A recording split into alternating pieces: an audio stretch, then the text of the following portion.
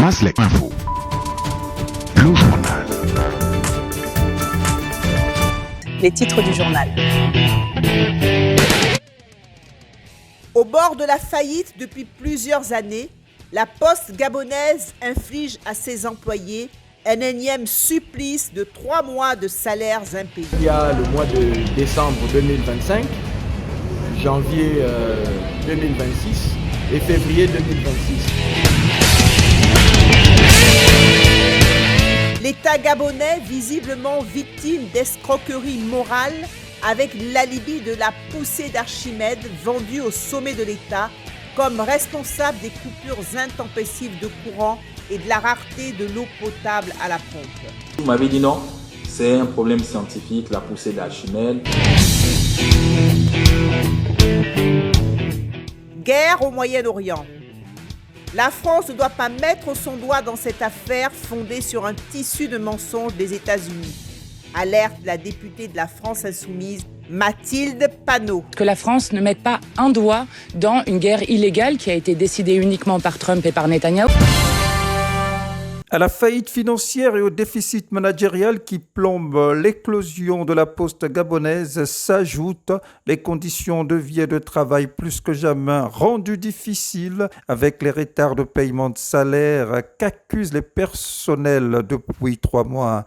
Un service postal dont les principales niches financières sont au rouge, à l'instar des services de transfert de fonds, de transport du courrier, de recouvrement des créances qui souffrent d'opacité. Bref, la liste n'est pas exhaustive. Le regard du président du syndicat national des agents de la Poste gabonaise, David Mambondo. Mais le personnel le vit très difficilement. Vous savez, quand on a ce genre de situation, il est difficile déjà en termes de transport de venir au travail. Il est difficile de payer le loyer. Il est extrêmement difficile d'envoyer les enfants à l'école.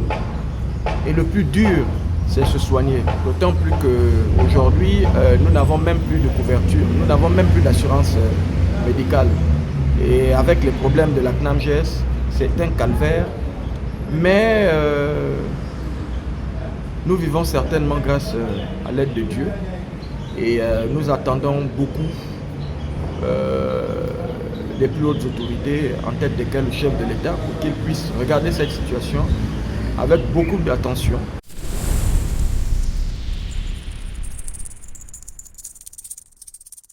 L'accès à l'eau potable, à la pompe et à une électrification de qualité au Gabon relève du parcours du combattant, pays qui regorge pourtant d'innombrables sources d'énergie renouvelable, à l'instar de la forêt qui recouvre 80% du territoire, des cours et chutes d'eau qui bercent le pays d'est en ouest et du sud au nord, des mines et minerais dont l'uranium et le manganèse qui sont tous exportés sans transformation locale au profit notamment de l'industrie française, principale bénéficiaire des richesses du sous-sol, pendant que de Gabonais sont voués à broyer le noir sans électrification stable et permanente. Une situation qui désaxe les populations gabonaises, lasses d'être confinées dans l'inconfortable stature de cordonniers mal chaussés. Alors, nous, ici au Gabon, nous vivons une torture, nous subissons une torture qui nous est infligée par le politique. La SCG, le directeur de la SCG au Gabon est nommé par décret présidentiel. Alors c'est le politique. Tous les jours, à Libreville au Gabon, le courant est coupé. Parfois 2 ou 3 fois dans la journée, le courant est coupé. Parfois 2 ou 3 fois dans la nuit, le courant est coupé. Ça encore, c'est le courant. On comprend bien que lorsqu'il y a un malade au bloc opératoire ou un malade qui était sous oxygène et quand le courant se coupe, le groupe des groupes de relais de nos centres hospitaliers prennent 5 minutes avant de relancer. On sait bien qu'en 1 minute, le pire peut arriver. Lorsqu'on n'a pas d'eau, on se lève dans la nuit pour aller chercher de l'eau. on se fait violer, on se fait braquer, on se fait enlever également. La SCG nous assassine. La SCG nous assassine. Oui, la SCG contribue au développement de l'insécurité au Gabon. La question de ce difficile accès à ces besoins de première nécessité s'est récemment invitée sur la table de travail du président de la République, Brice Clotaire Oligui Nguema, qui a remonté les bretelles au service technique en charge du dossier.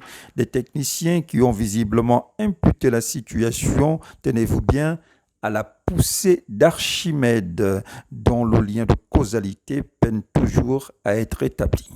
Les bâches sont vides. Pourquoi? Vous avez le PK6. À côté, vous avez Nzanyon. Nzanyon n'a pas d'eau. La cité Mébiam à côté n'a pas d'eau. Vous avez la cité de la Caisse qui n'a pas d'eau. Et quand je l'avais dit ici, vous m'avez dit non, c'est un problème scientifique, la poussée d'Archimède. L'eau va d'abord jusqu'à la Sablière. Après, ça va remonter, ça va remonter. Au bout d'1 mois, on aura de l'eau en Nzanyon. Ça fait plus d'1 mois. Donc, chaque ingénieur apporte sa théorie. Maslek Info.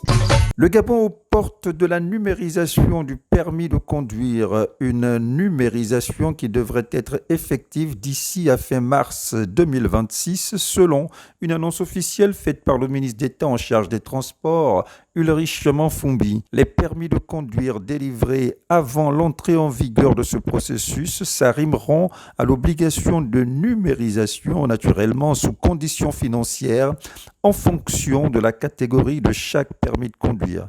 Les éclairages d'Ulrich Manfumbi, ministre d'État gabonais en charge des Transports.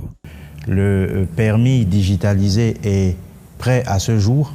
Un permis qui présente plusieurs avantages, en ce sens qu'il permet de lutter de façon efficace contre les fraudes. Il permet aussi la transparence et une meilleure traçabilité des recettes financières.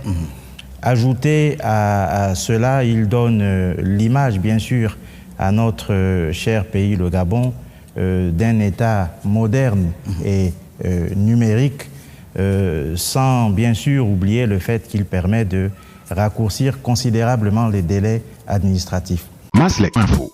Retraite politique surprenante annoncée le mercredi 4 mars 2026 par l'ancien président béninois Thomas Yayi Boni dans la foulée de sa démission du parti Les Démocrates, principale formation de l'opposition dans ce pays et dont il était le président fondateur.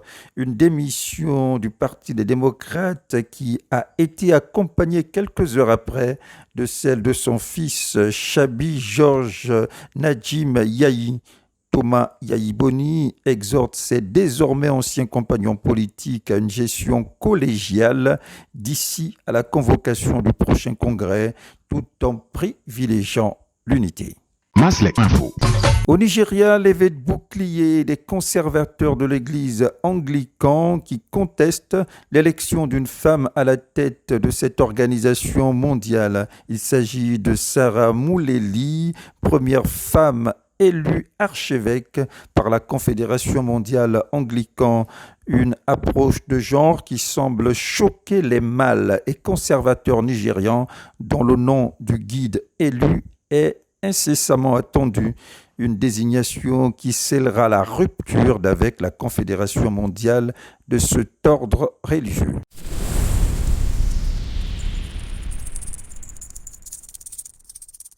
Le défaut de mandat onusien et du Congrès américain dans la guerre qui s'écoule au Moyen-Orient avec l'Iran qui est pris pour cible par les États-Unis et Israël, dénoncé par la députée française de la France insoumise Mathilde Panot, pour qui cette guerre est illégale et n'est que la résultante unilatérale des décisions des présidents américains Donald Trump et israélien Netanyahou. Pour Mathilde Panot, la France n'a pas intérêt à se mouiller dans une guerre dont les mobiles sont fondés sur le mensonge.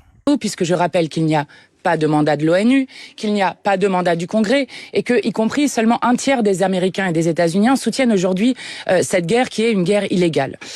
Donc ça, c'est la première chose. Moi, ce que je trouve désolant dans ce que le président de la République a dit, c'est qu'il a expliqué que la première responsabilité venait de l'Iran. Or, ça a été très bien dit tout à l'heure, ce sont sur des mensonges qu'ont été basés cette guerre illégale. D'abord, Trump a expliqué qu'il y aurait un programme nucléaire iranien.